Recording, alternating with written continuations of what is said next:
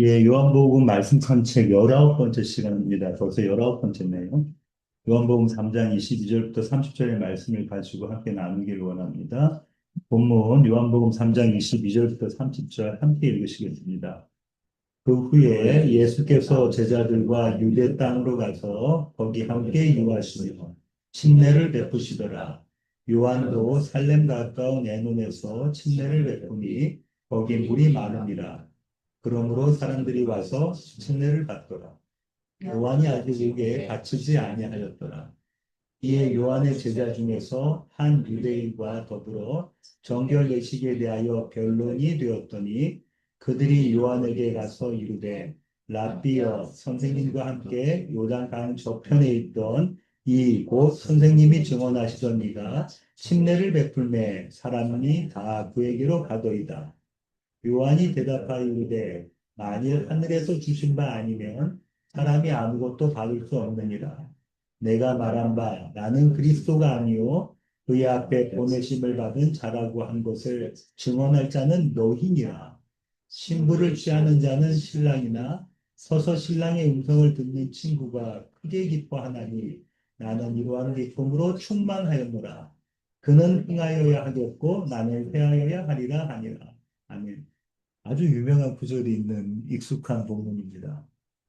오늘 본문을 읽고 난 다음 이런 관찰 질문들 나올 수 있을 것 같습니다. 유대 땅은 어디인가? 예수께서 침례를 베푸셨는가? 요한은 왜 계속 침례를 베풀었는가? 그 침례의 의미는 무엇인가? 정결 예식에 대한 논쟁은 무엇을 말하는가? 요한의 제자가 사람들이 모두 다 예수께 갔다라고 한 그 말의 의미는 무엇인가? 침례 요한은 왜 제자들에게 선지자로서의 자신을 증언하라고 했을까?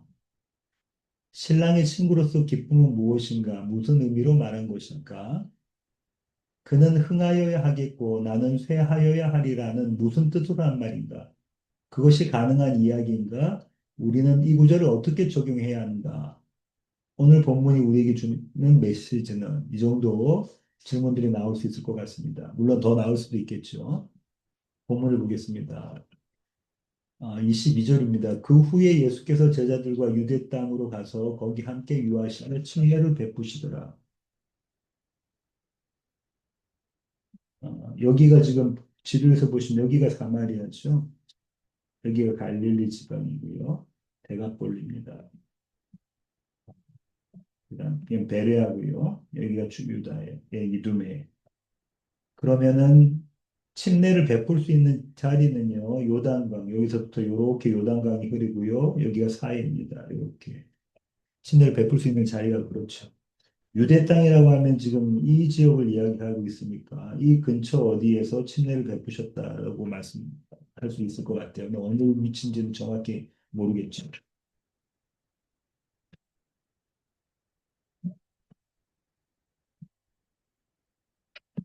어,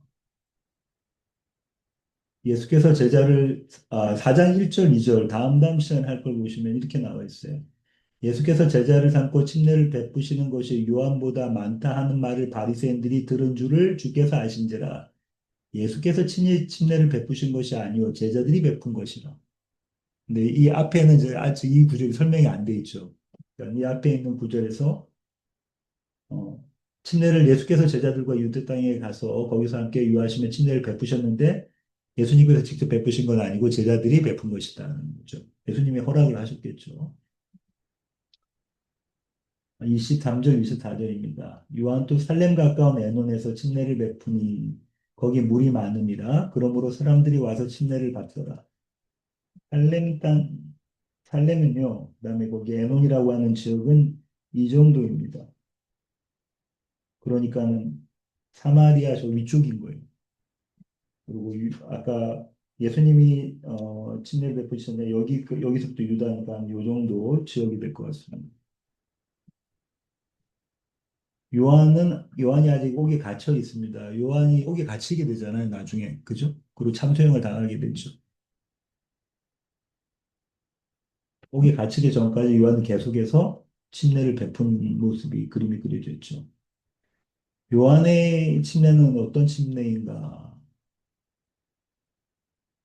요한의 침례는요, 마태복음 3장 1절, 2절, 5절, 6절 보시면 이렇습니다.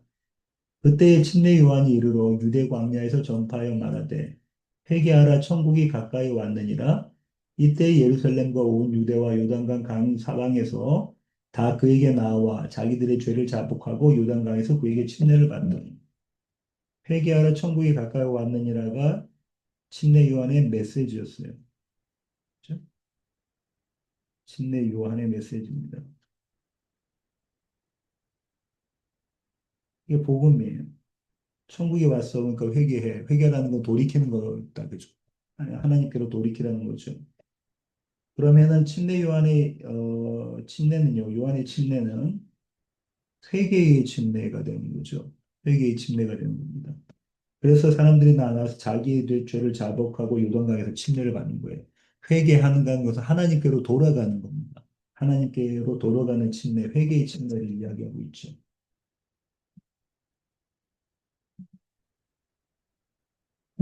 25절, 26절입니다. 이에 요한의 제자 중에서 한 유대인과 더불어 정결 예식에 대하여 변론이 되었더니 정결 예식에 대한 논쟁이 있었다는 거잖아요. 침례 요한의 제자 중에 한 사람이 유대인과 정결 예식에 대한 논쟁이 있었습니다. 이 정결 예식에 대한 논쟁에 대해서 신학자들은 두 가지 의견으로 말하는데요. 첫 번째 의견은 이겁니다.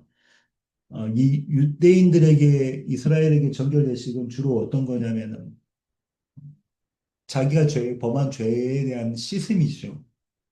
죄 씻음의 예식이었습니다. 이 죄 씻음이라는 건 결국 의를 챙기기 위한 예식이었어요. 그죠? 태어나면서부터 합니다. 태어난 지 8일째 되면은 뭘 받죠? 남자아이들은 알레를 받게 되고 모든 정결 의식을 합니다. 안식일에 그리고 손을 씻지 않고 먹으면 안 되고 여러 가지 정결 의식들이 많죠. 그러니까 이 정결 의식과 그러니까 전통적인 정결 의식과 전통적인 이 정결 의식과 예식과 침례 요한의 정결 의식에 대한 이런 논쟁이었을 것이라 보는 것이 첫 번째 학설이고요. 두 번째 학설은 침례 요한의 침례와 예수님의 제자들이 베푼 예수님의 침례 이것에 대한 이야기라고 또 보는 신학자들도 있어요. 왜냐하면 사람들이 지금 침례 요한한테 침례받다가 예수님한테 침례를 받으러 가는 모습이 드러나니까 누구의 침례가 더 옳은 침례냐, 누구의 침례가 더 나은 침례냐 이렇게 보는 신학자도 있습니다. 그런데 거기에 대한 충분히 없기 때문에 우리가 어떻게 결정을 내릴 수는 없고요. 두 가지 그런 의견들이 있다는 정도로 말씀드리겠습니다. 자, 26절에 제자가 이렇게 이야기하죠. 그들이 요한에게 가서 이르되 랍비여 선생님과 함께 요단강 저편에 있던 이 곧 선생님이 증언하시던 이가 침례를 베풀매 사람이 다 그에게로 가더이다. 이 얘기는 지금 어떤 사건을 이렇게 리포트하는 건가요? 어떤 사실에 대한 이야기를 하는 겁니까? 표면적으로는 그래요, 그죠? 선생님이 증거하셨던 그 나사렛 예수가 지금 침례를 베풀고 있는데 사람들이 다 그쪽으로 몰려가고 있어요. 마치 신문사나 방송국의 기자가 리포트하듯이 그렇게 이야기하고 있지만 제자들이 이렇게 말하는 의도가 뭡니까? 의도가 뭘까요? 우리 교회를 다 뺏어가는 그겁니다. 맞습니다. 우리 교회에서 다 뺏어갑니다. 맞아요. 도대체 지금 선생님 뭐 하고 계십니까? 정신 차리셔야 됩니다. 대책을 세워야 됩니다. 이 얘기하고 있는 거라고요. 우리 교회도 다 뺏어갑니다가 돼버린 거예요. 이 제자들의 생각이 상식적인가요? 아니면 비상식적인가요? 상식적인 거죠. 할 만한 이야기인 겁니다. 상식적인 이야기를 하고 있는 거예요. 우리가 먼저 했는데 네. 우리가 그래 오리지널인데, 그죠? 원조인데. 대단히 상식적인 겁니다. 당시 침례 요한의 위치를 보면은 잘 알 수 있는데요. 한번 이거 한번 보시겠습니다. 마태복음 3장 5절부터 7절 함께 읽으시겠습니다. 이때에 예루살렘과 온 유대와 요단강 사방에서 다 그에게 나와 자기들의 죄를 자복하고 요단강에서 그에게 침례를 받더니 요한이 많은 바리새인들과 사두개인들이 침례 베푸는 대로 오는 것이고 어마어마하게 많은 군중들이 지금 요단강에 왔다는 거예요. 침례받으러, 침례 요한에게 침례받으러. 심지어 누구까지 왔다고 하죠? 바리새인들과 사두개인들까지 왔어요. 바리새인이라면 의라면 최고에 있는 사람들입니다. 그죠? 그런 사람들도 지금 무슨 침례? 회개의 침례. 죄사함 받고 하나님께로 돌이키는 회개의 침례를 받으러 오고 있는 겁니다. 사두개인들도 그래요. 사두개인들은 제사장 가문입니다. 그죠? 예. 그들도 침례 받으러 나오는 거예요. 어마어마한 인기가 있는 사람이 침례 요한이었죠.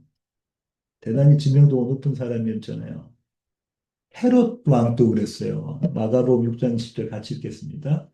헤롯이 요한을 의롭고 거룩한 사람으로 알고 두려워하여 보호하며 또 그의 말을 들을 때에 크게 범민을 하면서도 달갑게 들으리라. 헤롯이 종종 침례 요한을 불러다가 이야기를 들었다는 얘기인 거잖아요.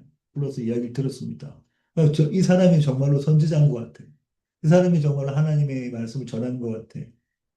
본인은 비록 죄악 가운데 있지만 그래서 그 거룩한 사람을 두려워했어요. 왜 그러냐면 침례요한이 뭐라고 했냐면 헤롯이 지금 재혼을 했잖아요. 자기 동생의 그 아내와 헤로디아하고 결혼을 하게 됐죠. 그것을 침례요한이 아주 비판했죠. 그러면 안 된다고 막 비판했잖아요. 그러면은 왕 같았으면 죽일 수도 있는데 죽이지 않고 두려워했던 마음입니다. 그러니까 침례 요한이 당시 유대 사람들에게 유대 사회에서의 위치는 이 정도 위치였다는 거예요. 그러니까 정말로 대단한 사람이었으니까 제자들이 선생님, 저 나사렛 예수한테 침례받으러 다서 하고 있어요. 이 얘기는 할 만한 얘기인 거예요. 대단히 상식적인 얘기입니다. 27절. 그러자 침례 요한이 이렇게 이야기합니다. 요한이 대답하여 이르되 만일 하늘에서 주신 바 아니면 사람이 아무것도 받을 수 없느니라. 아주 유명한 이야기예요. 하늘에서 이건 하늘에서는 하나님입니다. 하나님께서 주신 바가 아니면 사람이 아무것도 받을 수 없어. 은혜 아니면 안 돼. 우리가 잘 부르는 찬양. 은혜가 아니면 아무것도 받을 수 없는 거야. 이렇게 이야기하고 있죠. 침례 요한의 신앙 고백이 첫 번째 신앙 고백이 오늘 신앙 고백이 두 가지가 나오는데요. 첫 번째 신앙 고백이 뭐냐면 하나님의 주권을 인정하는 겁니다. 그런가요? 하나님의 주권. 하나님은 언제나 옳으시다. 하나님은 언제나 선하시다. 하나님은 언제나 거룩하시다. 하나님의 하나님 되심을 지금 인정하고 있는 겁니다. 하나님의 주권을 인정하지 않으면 어떻게 되죠? 그걸 우리는 뭐라고 말하면요. 우상 숭배라고 해요. 하나님의 주권을, 하나님의 하나님 되심을 인정하지 않는 것이 우상 숭배입니다. 어떤 나무상이나 불상이나 놓고 기도하고 이게 없이 우상 숭배가 아니라 하나님의 주권을 인정하지 않는 것. 다시 말하면 반대로 말하면 어떤 겁니까? 내가 나의 주권을 붙잡고 있는 거잖아요. 그것이 우상 숭배입니다. 하나님의 주권을 인정하지 않는 결과는 어떻게 나타나죠? 우리 삶 가운데서? 하나님에 대한 원망, 그죠? 그 다음에 뭐 거부, 다른 사람들에 대한 시기, 질투, 이런 것들은 경쟁으로 나타나는 거죠. 우리 삶 가운데서 그렇게 나타난다고요. 하나님의 주권을 인정하지 않은 결과가 그렇습니다. 여기에 대해서 바울이 이렇게 권면을 합니다. 고린도전서 4장 6, 7절 함께 읽으시겠습니다. 형제들아, 내가 너희를 위하여 이 일에 나와 아볼로를 들어서 본을 보였으니 이는 너희로 하여금 기록된 말씀 밖으로 넘어가지 말라 한 것을 우리에게서 배워 서로 대적하여 교만한 마음을 가지지 말게 하려 함이라. 누가 너를 남달리 구별하였느냐? 내게 있는 것 중에 받지 아니한 것이 무엇이냐? 내가 받았은즉 어찌하여 받지 아니한 것 같이 자랑하느냐? 사도가 지금 하나님의 주권에 대한 이야기를 하고 있죠. 하나님의 주권. 네가 갖고 있는 것 중에 받지 않은 건 무엇이니? 그런데 네가 왜 너를 자랑하니? 그러면서 그 위에 뭐라고 쓰냐면 기록된 말씀 밖으로 넘어가지 마. 성경 밖으로 넘어가지 마. 이렇게 이야기하고 있는 거죠. 이게 지금 바울이 이야기하고 있는 것이 침례 요한이 이야기하고 있는 것과 똑같습니다. 노진주 목사님은 그의 요한복음 강해 이 책에 이렇게 하나님의 섭리와 인간의 책임에 대해서 이야기하고 있는데요. 제가 한번 읽어보겠습니다. 하나님이 섭리를 받아들인다는 것은 이거 바뀌었네요. 하나님의입니다. 하나님의 섭리를 받아들인다는 말이 우리의 책임을 회피하는 말이 되어서는 안 되지만, 하나님의 섭리를 받아들인다는 것이 우리가 마땅히 해야 될 우리의 책임을 회피해서는 안 되지만, 동시에 인간의 책임에 하나님의 섭리를 가두는 말이 되어서도 안 된다. 두 가지 다 하면 안 된다는 거예요. 그죠? 우리는 아무것도 열심히 하지 않으면서 하나님의 섭리만 이야기하고 있으면 안 되고, 동시에 우리의 책임으로 하나님의 섭리를 가두면 안 된다는 말은요, 우리의, 우리를 초월하시는 하나님이다. 우리가 열심히 무언가를 했어요. 우리가 열심히 무언가를 했는데도 그 결과가 좋지 않을 수도 있습니다. 그 결과가 우리의 뜻대로 되지 않을 수도 있어요. 우리의 생각을 초월하시는 하나님이에요. 이것이 하나님의 주권에 대한 인정입니다. 하나님의 주권에 대한 인정은 무엇을 필요로 하냐면, 하나님의 주권에 대한 인정. 이걸 제가 아까 뭐라고 했냐면, 침례 요한의 신앙 고백이라고 이야기했어요. 신앙 고백이라는 건 믿음의 고백이라는 거잖아요. 다시 말하면 하나님의 주권에 대한 인정은 믿음 없으면 할 수 없다는 거예요. 그분께 대한 믿음이 없으면 할 수 없습니다. 그런가요? 내가 원하는 모습으로 내 삶 가운데서 펼쳐지지 않았어요. 그럼 우리는 늘 뭐 하냐면 원망하게 되고 하나님에 대해 미워하게 되고 될 수밖에 없고 주변 사람들을 시기하고 내 환경 탓을 하게 되고 주변 사람들에게도 탓을 하게 되고 막 자꾸 그렇게 된다고요. 사망의 모습이 드러난다고요. 그런데 하나님을 믿는다는 것은 무엇이냐면 비록 내가 지금 다 이해하지 못할지라도 하나님은 늘 선하시고 하나님은 늘 의로우시며 그분은 거룩하신 분이고 나를 붙잡고 가신다는 거예요. 나에게 가장 선하신 것을 주신다는 거죠. 그분 나를 항상 의롭다고 생각하시고 나를 붙잡아 가신다는 겁니다. 이 믿음이 하나님의 주권을 인정하는 겁니다. 이게 신앙 고백인 거예요.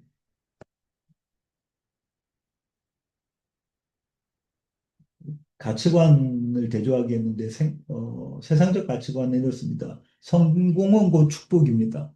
그죠? 실패는 저주예요. 그런가요? 세상의 가치관은 성공하면 축복입니다. 우리의 주변에서 언제 우리가 축하 인사를 하죠? 잘 되었을 때. 그렇지 않습니까? 잘 되었을 때 우리가 축하 인사를 합니다. 그 얘기는 성공은 축복이고 실패는 저주라는 것이 이 세상의 가치관이에요. 성경적인 가치관은 뭐냐면요. 하나님 보시기에 좋았더라요. 이 하나님 보시기에 좋았더라는 것은 우리 가운데 하나님의 계획, 하나님의 뜻, 하나님의 일하심이 성취가 되었을 때 하나님 보시기 좋은 거예요.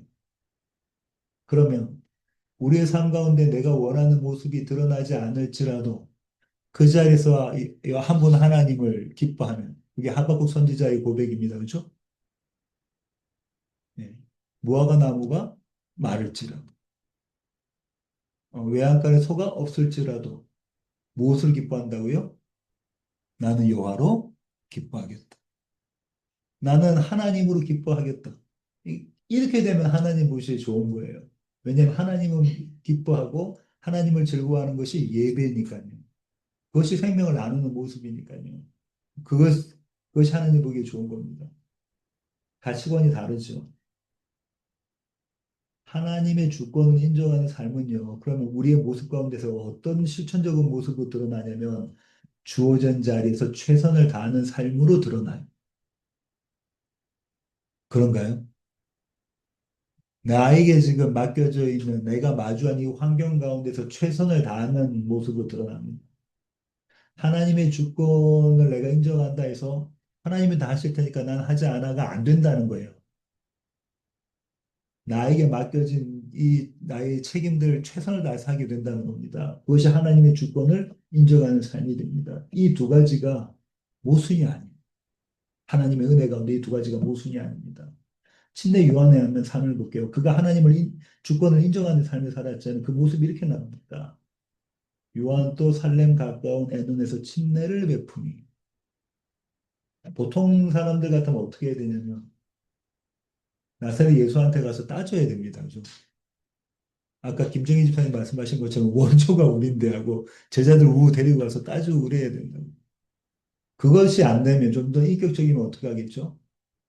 그냥 내버려 두고 나는 나의 할 일, 사역을 접는 거죠. 근데 지금 뭐 하고 있냐면 침례를 베풀고 있어요. 와서 침례를 받더라. 이것이 현재형 동사인데 미완료 동사를 계속 우리 같으면 진행형이에요. 계속 반복적으로 지금 침례를 주고 침례를 받고 침례를 주고 침례를 받고 하고 있다는 거예요. 이 얘기는 성령 하나님께서 침례 요한 보고 침례 주지 마라 이 얘기 안 하셨겠죠. 그러니까 계속 자기가 맡은 일을 계속 하는 거예요. 자기에게 주어진 책임을 성실히 감당하고 있는 겁니다. 그 다음 구절 아까 보신 것처럼 요한이 아직 옥에 갇히지 않았다. 그 성실히 일한 결과가 뭐였죠? 참수형이에요. 목이 잘려서 죽는 죽음을 당합니다. 참수형이 돼. 침, 침례 요한이 하나님께서 주신 그 일, 하나님이 주권을 인정하면서 그 자신의 삶을 성실히 최선을 다해서 사는 결과가 뭐냐면 참수형이에요. 그럼 이 세상의 가치관으로 보자면 저주예요. 근데 그것이 하나님 보시기에 좋은 모습입니다. 우리는 여기서 넘어지죠. 목사님 이것이 어떻게 하나님 보시기 좋은 모습입니까? 하나님 보시기 좋은 모습인 거예요.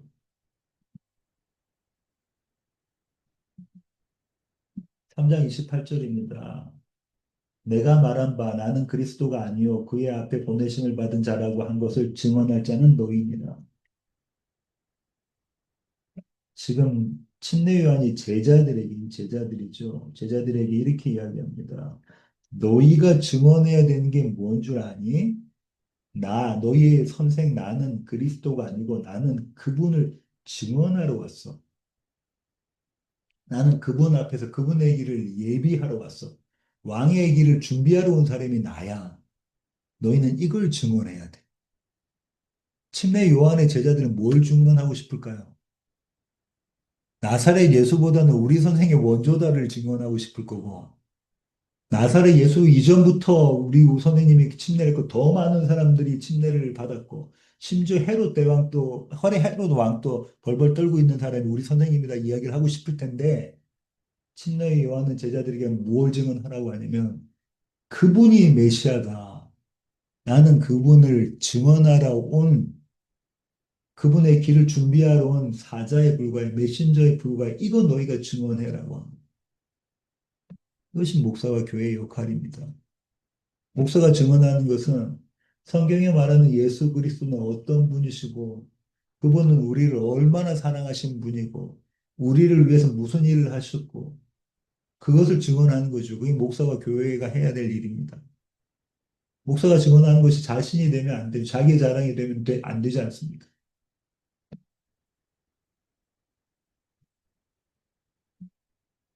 그리스도를 증언하는 자들이 교회의 정체성이에요. 교회는 다른 말로 하면 그리스도를 증언하는 자들입니다. 나사렛 예수 그리스도를 증거하는 자들이 교회예요. 지난 주일날 말씀드린 거 설교했던 것처럼 교회 안에서 복음을 나누지 못하면 교회 밖에서도 복음을 나누지 못해. 그렇겠죠. 교회 안에서 복음을 나누지 못하면 교회 밖에서는 절대 복음 나누지 못합니다. 교회 안에서 복음을 나누고 있어야 돼요. 교회 안에서 내가 만난 예수, 내 삶 가운데 일하신 예수, 내 이 형편 가운데서 내가 하나님을 주권을 인정하게 만들어 내신 예수, 내가 주님 앞에 설복당해서 무릎 꿇게 만들어 내신 그 복음, 그걸 나누고 있어야 돼, 교회 안에서. 그걸 나누고 있어야 교회 밖에 나가서 믿지 않는 자들에게 복음을 나눌 수 있는 겁니다. 우리는 그렇게 생각하지 않아요. 교회 와서는 다 아는 얘기니까 안 하고 교회 밖에서 해야 된다는데 그렇지 않아요. 교회 안에서부터 내 삶이 우리 교회에 있는 각 지체들과 나눔의 삶이 되어야 돼요. 생명의 나눔의 삶, 그리스도 예수를 나누는 삶이 되어져 있어야 된단 말이에요. 그것이 교회의 정체성입니다. 교회는 그리스도의 몸이에요. 3장 29절입니다. 신부를 취하는 자는 신랑이나 서서 신랑의 음성을 듣는 친구가 크게 기뻐하나니 나는 이러한 기쁨으로 충만하였노라. 이스라엘 혼인은요. 신랑이 뒤에 오고 이제 신랑 친구들이 먼저 가서 신부 집에서 기다리고 있어요. 근데 신랑이 와요. 그럼 신부도 들러리가 있죠. 그렇게 와요. 그럼 그때 이제 신랑이 내가 왔다는 것을 이야기를 하죠. 이야기를 하면 이제 그 옆에 있는 친구들이 기뻐하는 건 신랑이 왔다. 이제 혼인을 한다는 거예요. 왜냐면 그거는 그때는 마을 전체의 잔치였어요. 예전에 한국도 그랬죠. 그죠? 마을 전체의 잔치잖아요. 신부를 취하는 자가 누굽니까? 신랑. 신부는 교회죠. 신부를 취하는 자는 신랑이어야 됩니다. 신부를 취하는 자가 목사가 돼서도 안 되고요. 신부를 취하는 자가 장로나 집사가 돼서도 안 돼요. 교회에 신부를 취하는 자는 언제나 신랑이어야 됩니다. 예수가 돼야 돼요. 그리스도가 돼야 됩니다. 교회는 이걸 잊으면 안 돼요. 신부를 취하는 자는 그리스도다. 그러나 지금 침례위원이 이렇게 얘기해요. 그러나 나에게도 기쁨이 있다. 그 기쁨이 뭐냐면 신랑이 와서 신부를 취하는 것이다. 지금 교회의 기쁨이 뭐가 돼야 된다는 거죠? 예수 그리스도를 만난 성도를 볼 때에 교회의 기쁨이 돼. 목사의 기쁨은 뭐가 됩니까? 이광훈 집사님 오늘 저녁에 목사님 식사 한번 하시고 여기 하고 식사 대접받고 이런 것들이 기쁨이 아니고 그죠? 무엇이 기쁨이 돼야 됩니까? 예수님을 만나서 복음으로 살고 있는 것이 기쁨이 돼야 됩니다. 힘들고 어려운 형편 가운데서 그리스도 예수의 복음이 나를 어떻게 살렸는가 그것을 이야기를 들을 때에 기뻐해야 됩니다. 성도들도 그렇죠. 우리 교회 구역장님도 또 그것이 기뻐져야 됩니다.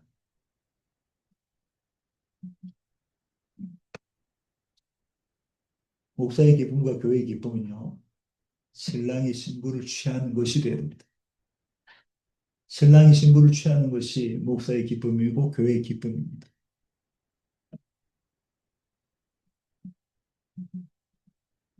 마지막 절입니다. 그는 흥하여야 하겠고 나는 쇠하여야 하리라. 아니라 이 구절 우리가 아주 좋아하는 구절입니다. 그죠? 아닌가요? 아주 좋아하는 구절이죠. 기도에도 많이 나오는데. 그러나 우리의 고백은, 우리 진실한 고백은, 진심된 고백은 그는 흥하여야겠고 나는 쇠하여야 하리라 일까요? 그는 흥하여야 하겠고 나도 하겠다 이건가요? 그는 흥하여야 되겠고 나도 흥하였으면 좋겠습니다. 이게 우리의 고백이잖아요. 우리의 고백이잖아요. 근데 신혜연이 어떻게 고백하냐면 그는 흥하여야 하겠고 나는 쇠하여야 하리라. 이 얘기는요. 그는 흥하고 나는 흥하다는 안 된다는 거예요. 두 개 다 흥하는 건 안 되고 한 개는 흥하고 한 개는 쇠하게 된다는 거죠. 이 구절에 대한 표면적 이해는요. 지금 어떤 장면이냐면 예수님한테는 예수님이 제자들이 침례를 주고 있으니까 많은 무리들이 지금 그쪽으로 몰려가고 있는 거예요. 그럼 이렇게 보세요. 그 좁은 이스라엘 지역에 두 곳에서 지금 침례를 베풀고 있습니다. 그죠? 원래 많은 사람이 원조했던 어, 침례요한테 왔어요. 근데 예수님이 제자들이 침례를 베풀니까 그쪽으로 몰려가고 있어요. 요한이 어떻게 되냐면 침례를 베푸는 자리까지도 바꿉니다. 옮겨가요. 그러니까 지금 어떻게 되면 무게 중심이 옮겨가고 있는 것이고 스팟라이트가 움직이고 있는 거예요. 그죠? 정말로 관심받고 있는 쪽은 나사렛 예수로 바뀌어가고 있어요. 그러니까 나는 이렇게 그냥 초라해 들고 쪼그라들고 예수님은 그렇게 영광스럽게 찬란한 모습으로 이렇게 드러나셔야 된다. 이건 표면적인 이에요. 그분의 흥함이 무엇이었습니까? 예수님의 흥함이 무엇이었죠? 마태복음 16장 21절부터 25절인데요. 제가 읽어볼게요. 이때로부터 예수 그리스도께서 자기가 예루살렘에 올라가 장로들과 대제사장들과 서기관들에게 많은 고난을 받고 죽임을 당하고 제3일에 살아나야 할 것을 제자들에게 비로소 나타내시니 지금 뭐라고 했냐면 이때 비로소 뭘 하셨다는 거예요. 나 십자가에서 죽을 거야. 내가 어마어마한 고난받고 십자가에서 죽을 건데 걱정하지 마. 사흘 후에 내가 다시 살아날 거다. 나는 부활할 거야. 십자가의 죽으심과 부활의 메시지를 제자들에게 처음 이야기하시죠. 그런데 22절 보십시오. 베드로가 예수를 붙들고 항변하여 이르되 항변하여는 정확한 헬라어 원어상 의미는 꾸짖어입니다. 다시 한번 말씀드릴게요. 이스라엘 유대 사회에서는 아버지하고 랍비 선생님이 시장 통해서 우리가 만났어요. 근데 한쪽은 아버지가 계시고 한쪽은 선생님이 계세요. 누구한테 인사한다고요? 선생님한테 인사합니다. 아버지한테 인사 안 하고. 선생이라는 존재는 그런 존재예요. 근데 지금 베드로가 자신의 선생인 예수한테 어떻게 한다고요? 꾸짖어 이야기하고 있다고. 항변하여는 아주 좀 낮게 이야기하고 꾸짖어 이야기하고 있는 거예요. 주여 그리 마옵소서 이 일이 결코 주께 미치지 아니하리이다. 뭔 일이? 십자가는 그건 도대체 있을 수 없는 일이에요. 하고 꾸짖어 말하고 있는 거예요. 그렇게 쪼그라드는 거, 그렇게 세하는 거, 그거 안 되는 거예요. 이렇게 이야기하고 있는 거예요. 그죠? 아니, 그렇게 쪼그러지고 그렇게 세야 되는 건 우리 선생님한테는 안 되는 거예요. 그 얘기는 나한테 그런 일이 일어나면 안 되는 거예요. 지금 베드로 이렇게 이야기하고 있는 거예요. 나의 쇠함은 있을 수는 없습니다. 나는 당신께 속했는데 이렇게 이야기하고 있는 거죠. 23절 보겠습니다. 예수께서 돌이키시며 베드로에게 이르시되 사탄아 내 뒤로 물러가라 너는 나를 넘어지게 하는 자로다. 사탄아 내 뒤로 물러가. 지금 베드로는요. 롤러코스터를 탄 거예요. 붕 올라갔다가 붕 떨어지죠. 이 앞에 사건이 뭐죠? 사람들이 나를 누구로 하고 하니라고 예수님 제자들한테 물어보십니다. 어떤 사람들은 선지자라고 하고요. 어떤 사람은 뭐 누구라고 하고요. 누구라고 하고요. 다 이야기하죠. 그래, 그럼 너희는 나를 누구라고 하니? 하니까 베드로가 앞에 나서서 뭐라고 하죠? 주는 그리스도시요. 살아계신 하나님의 아들이십니다. 주님이 뭐라고 하시면 대단한 칭찬을 해주시면서 바요나 시몬, 요한의 아들 시몬아, 어, 그러면서 뭐라고 말씀하시냐면 이걸 너에게 알게 하니는 하늘에 계신 아버지시다. 그러니까 네 실력으로 된 거 아니야. 아버지의 실력으로 된 거야. 너 안에 계시는 하나님께서 하신 일이야. 라고 이야기하시죠. 그 신앙 고백 위에 교회를 세우시겠다라고 말씀하신단 말이에요. 그렇게 쭉 올라갔던 베드로가 이 말 해가지고 주여 그리 마옵소서 이 일이 결코 주께 미치면 안 되겠습니다. 주님 쪼그라드시면 안 돼. 주님 세하시면 안 돼요 하니까는 그냥 푹 떨어졌어요. 사탄아 물론. 주님께서 뭐라고 말씀을 이어가시냐면요. 네가 하나님의 일을 생각하지 아니하고 도리어 사람의 일을 생각하는도다. 베드로는 대단히 상식적인 이야기를 했어요. 그죠? 누구를 위한다고 한 거죠? 선생이신 예수 그리스도를 위한다고 한 일이에요. 그런 일이 도대체 있으면 안 됩니다. 이 소신이 끝까지 갑니다. 그죠? 겟세마네 동산에까지 가요. 그죠? 그 대제사장의 하인의 귀를 단도 가지고 잘라버리잖아요. 이 소신을 끝까지 신념을 끝까지 갖고 가는 게 베드로였어요. 근데 주님이 이렇게 말씀하시는데 그건 네가 사람의 일을 생각하고 있는 거야. 네가 나를 걱정해 주는 것은 너에 대한 너의 어, 성함에 대한 이야기를 하고 있는 거예요. 하나님의 일은 아니야. 예수의 흥함은요. 이 땅에 오신 목적이 성취되는 겁니다. 그럼 예수님이 십자가에 지신 것이 흥함인가요? 흥함이에요. 예수님이 부활하신 것이 흥함입니까? 흥함이에요.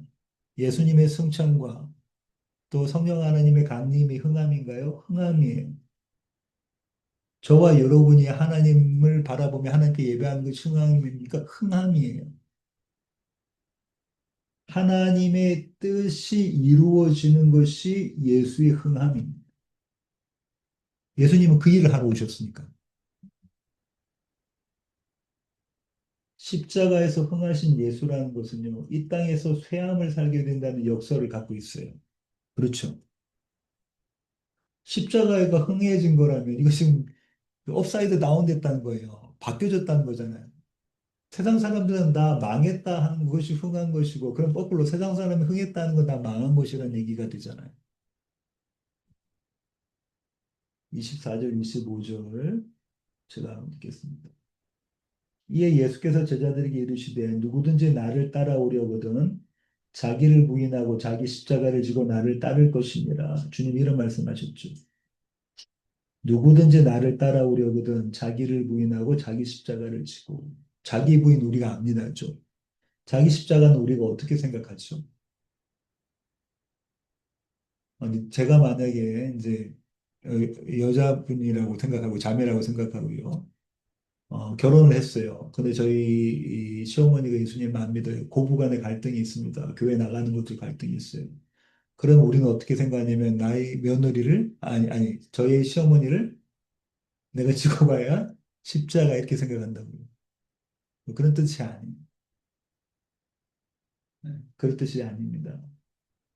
자기를 부인하고 자기 십자가를 지고 나를 따를 것이다 할 때 이때의 자기 십자가는 자기 부인하고 똑같은 거예요. 내가 부인되는 겁니다. 25절에서 이렇게 설명하시죠. 누구든지 제 목숨을 구원하고자 하면 잃을 것이요. 누구든지 나를 위하여 제 목숨을 잃으면 찾으리라. 예수님을 위해서 목숨을 바치면 순교하면은 생명 얻고, 순교하지 않으면은 생명 얻지 못하고 이런 얘기가 아니에요. 위하여라고 이렇게 번역된 이 단어는요, 어떻게도 쓸 수 있냐면, 인해서, 다시 말하면 원인으로 이렇게 쓸 수도 있어요. 영어는 코주가 되죠. 나로 인해서 제 목숨을 잃으면, 나 때문에 제 목숨을 잃으면 찾으리라는 거예요. 그럼 한번 잘 보세요. 목숨을 잃는다는 이 표현은 지금 어떤 표현이냐면 이런 표현입니다. 두 가지 중에 뭘 선택할 할 거냐 물어보는 거예요. 그런가요? 예수 그리스도냐 아니면 너냐? 나냐 아니면 예수냐? 이거 선택하라는 거 아니에요. 그죠? 그 중에서 나를 선택하면 너는 생명, 영원한 생명을 잃을 것이고 예수를 선택하면 네가 죽는 거야. 예수를 선택하면 네가 죽는 거고 나를 선택하면 예수가 죽는 거야. 이 얘기 하시는 거거든요, 지금. 근데 지금 뭐라고 하냐면 너희 나를 따라오려고 그래? 그럼 네가 죽어야 돼. 네가 부인되고 네가 네 십자가를 져야 돼. 네가 죽어야 된다는 거예요. 우리의 상황과 환경이 나의 십자가가 아니고요. 내가 죽는 게 십자가고요. 우리의 상황과 환경은 나를 죽게 만드는 도구가 되는 거예요. 우리 자칫 잘못해서 이 상황과 환경들이 나의 십자가로 생각하는데 그렇지 않아요. 상황과 환경은 나를 죽게 만들고 예수가 흥하게 만들어내는 도구라고 수단이란 말이에요. 그런 세팅이라는 거 말입니다. 마지막 절 요한복음 3장 30절입니다. 그는 흥하여야 하겠고 나는 쇠하여야 하리라. 침례 요한의 신앙 고백 두 번째요. 이게 뭐냐면 자기 부인입니다. 자기 부인. 그죠? 그는 흥하고 나는 쇠한다는 것은 그는 살아야 되겠고 나는 죽어야 되겠다는 거예요. 자기 부인, 자기 십자가라는 얘기입니다. 자기 생명을 내어 놓는 거라는 얘기예요. 우리의 삶은요, 세상 모든 사람의 삶은 이렇습니다. 자기를 증명하는 삶이에요. 그런가요? 내가 나를 증명하고 싶어요. 나 괜찮은 사람이다. 나 훌륭한 사람이다. 나 똑똑한 사람이다. 나 돈 많은 사람이다. 나 인격 좋은 사람이다. 심지어 어디까지요? 내 자녀들이 좋은 대학 가고 좋은 직장 가서 잘 살고 잘하는 것, 그 나한테 효도하는 그 모든 것들에서 나는 나를 증명하고 싶다고 자기가 확장되고 싶은 거예요. 이 원인이 뭐냐면 자기 사랑이 있어요. 자기 사랑이라는 것은 자기가 원하는 대로의 삶입니다. 내가 나를 너무 사랑하니까 내가 증명돼야 돼. 내가 나의 자신이 확장돼야 되는 거예요. 자기 부인이라는 것은요. 이 자기 확장과 자기 사랑, 자기를 증명하는 삶, 원하는 대로 삶, 우리의 삶이 부인된다는 거예요. 이거 아니다라는 겁니다. 이게 죽는 거예요. 이게 죽는 거. 이거 아니다라는 겁니다.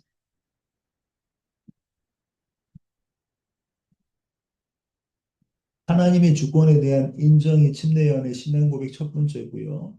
성도의 자기 부인이 두 번째 있는데 이건 동전의 양면이에요. 이거는 한 개 다른 신앙 고백이 아니에요.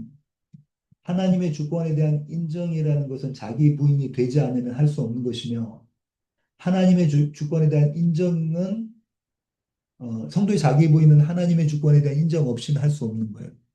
맞습니까? 하나님에 대한 주권, 하나님이 늘 의로우십니다. 하나님 늘 선하십니다.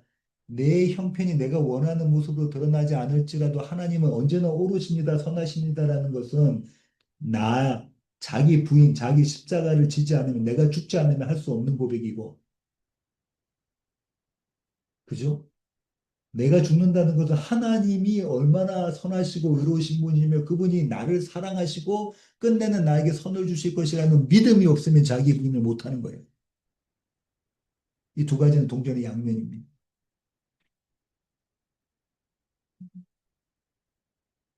오늘 성경 공부의 결론을 내겠습니다. 그는 흥하여야 하겠고 나는 쇠하여야 하리라. 이 명제는요, 우리로서는 불가능한 명제입니다. 그런가요? 우리가 그렇게 되고 싶지 않아요.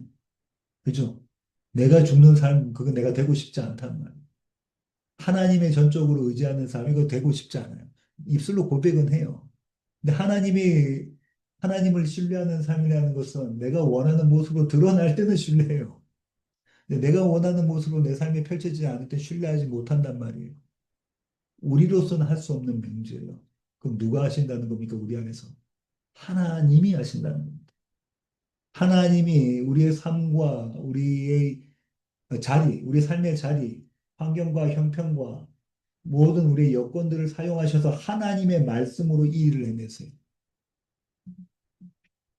히브리서 8장 10절부터 13절을 제가 읽어보겠습니다. 또 주께서 이르시되 그날 후에 내가 이스라엘 집과 맺을 언약은 이것이니 예수 그리스도가 오시고 난 이후입니다. 내가 이스라엘과 맺을 언약은 이것이다. 이게 새 언약이다. 그죠? 이미 이스라엘하고 언약을 맺으셨는데 그날 후에 내가 언약을 또 맺는다는 거예요. 새 언약이에요. 새 언약이 이렇죠. 내 법을 그들의 생각에 두고 그들의 마음에 이것을 기록하리라. 그 전에 하나님의 생각, 하나님의 법은 어디 있었죠? 돌판에 있었습니다. 그죠? 그런데 이제는 어떻게 한다는 거죠? 이스라엘의 하나님의 백성의 마음판에 새긴다는 거예요. 마음에 새기고 그들이 생각에 심어두겠다. 나는 그들에게 하나님이 되고 그들은 내게 백성이 되리라. 이게 원래부터 하나님의 언약이었어요. 그죠? 처음부터 이게 복음이라고 해요. 나는 그들의 하나님이 되고 그들은 나의 백성이 되겠다. 이게 하나님의 복음이었어요. 처음부터. 그런데 이 복음을 돌판에 새겨주니까 이들이 지키지 못함이 증명돼 버렸어요. 이들로선 할 수 없다는 것이 증명돼 버렸습니다. 이제 하나님 어떻게 하십니까? 예수 그리스도를 보내주셔서 새 언약을 맺으셨는데 성령 하나님을 통해서 하나님의 생각과 하나님의 마음을 우리의 마음 판에 새겨 놓으십니다. 우리의 마음의 돌판에 새겨 놓으십니다. 11절 또 각각 자기 나라 사람과 각각 자기 형제를 가르쳐 이르기를 주를 알라 하지 아니할 것은 그들이 작은 자로부터 큰 자까지 다 나를 알미라. 다 하나님을 안대요. 하나님이 택하신 백성 이스라엘이 이제는 하나님을 다 알게 됐대요. 돌판이 아니라 마음판에 하나님의 생각과 하나님의 법이 새겨지자 이제 내가 하나님이 어떤 분인 줄 안다는 거예요. 날마다 우리의 삶 가운데서 구원을 경험한다는 겁니다. 하나님이 건져내심을 경험한다는 거예요. 하나님의 생명으로 산다는 거죠. 12절 내가 그들의 불의를 긍휼히 여기고 그들의 죄를 다시 기억하지 아니하리라 하셨느니라. 누구 덕분에요? 예수 그리스도 때문에. 예수 그리스도 덕분에 하나님께서 우리의 불의를 긍휼히 여기시고 우리의 죄를 다시 생각하지 않으신대. 왜냐하면 우리가 그분과 한 몸 되어져 있기 때문에 우리는 의롭습니다. 우리는 거룩합니다. 13절 새 언약이라고 말씀하셨음에 첫 것은 옛 언약이죠. 낡아지게 하신 것이니 새 언약이 나왔으니까 옛 것은 어떻게 된다고요? 낡아져야 돼요. 낡아지고 쇠하는 것은 없어져 가는 것이에요. 그것은 없어질 것이라는 그러면 이 첫 것, 이 옛 언약은 똑같잖아요. 나는 그들에게 하나님 되고 그들은 내게 백성이 되리라. 모세에게 주신 출애굽기에 나와 있는 하나님의 언약이었잖아요. 출애굽기 신명에 계속 나오는 하나님의 언약이었어요.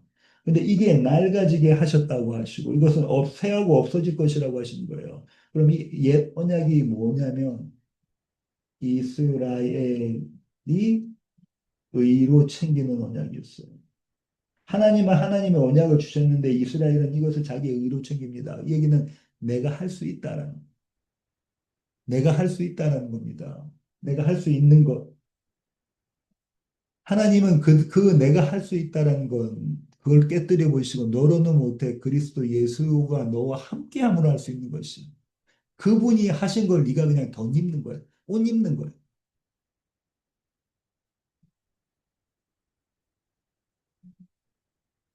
그는 흥하여야 하겠고 나는 쇠하여야 하리라는 그리스도 예수로 우리가 받게 된 새 언약, 우리 마음판에 새겨진 그 새 언약은 흥하여야겠고 내가 나의 열심을 이루려고 했던 것들은 쇠하여야 되는 겁니다. 성령께서 우리 안에서 하시는 일이 이 일이세요. 날마다 우리 가운데 하시는 일이 그는 흥하여야 하겠고 나는 쇠하여야 하리라입니다. 사도 바울은 이 이야기를 이렇게 이야기합니다. 오늘 읽을 구절의 마지막 구절입니다. 갈라디아서 2장 10절 함께 읽으시겠습니다.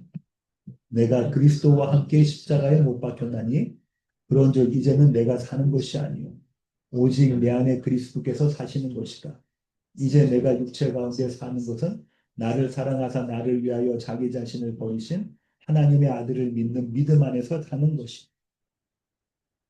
내가 그리스도와 함께 십자가에 못 박혔나니 그런즉 이제 내가 사는 것이 아니요 오직 내 안에 있는 그리스도께서 사시는 것이다. 이게 뭐죠? 다른 말로 하면요. 자기 부인. 그런가요? 내가 십자가에서 그리스도와 함께 못 박혔어. 그런즉 이제 내가 사는 게 아니야. 난 죽었다는 거예요. 오직 내 안에 그리스도께서 사시는 거다. 그는 흥하고 나는 쇠해야 된다는 거죠. 이게 자기 부인이에요.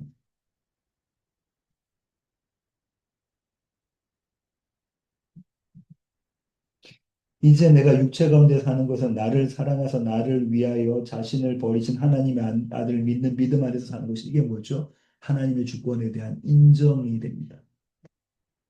하나님의 주권.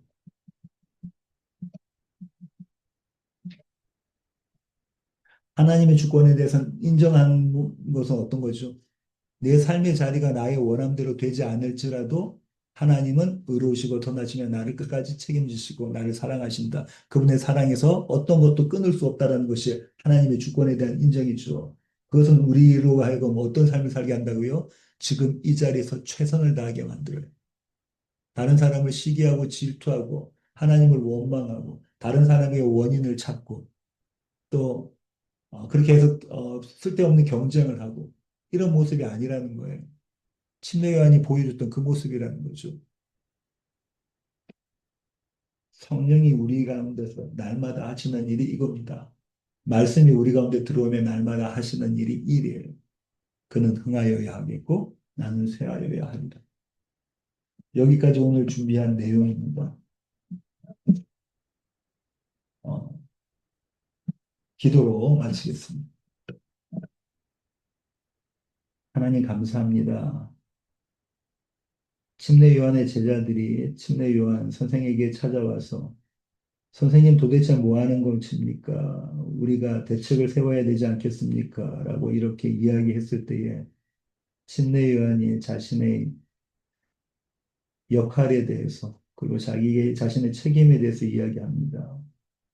하나님께서 주시지 않았으면 우리가 받을 수 있는 것이 하나도 없다. 모든 것이 하나님이 은혜로 주신 것이다. 나의 이 사역도 지금 하시고 있는 그리스도 예수의 사역도 그분이 흥하게 되시고 나는 쇠하게 되는 것이 하나님이 원하시느니 나는 그 길을 가겠다라고 그렇게 신앙 고백을 합니다.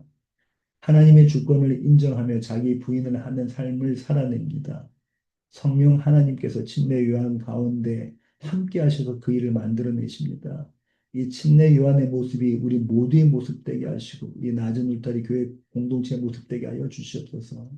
하나님 모일 때마다 이 세상에서 하나님께서 나를 통해서 하신 일들을 서로 나누게 하시고 그 복음을 전하게 하시고 그래서 예수 그리스도만 우리의 삶 가운데서 영광 받는 그런 모습으로 우리가 교제할 수 있도록 주님 도와주시며 세상을 마주할 때에 하나님께서 우리를 붙잡아 계시고 가장 선한 곳으로 주시고 계시다는 사실을 똑똑히 기억하게 하시며 하나님을 인정하고 하나님을 믿는 믿음 가운데 사는 우리들 모두 되게 하여 주시옵소서. 남은 이 주간 주님께서 그 가운데서 붙잡아 주실 줄 믿사하며 귀하신 예수님의 이름으로 기도합니다. 아멘.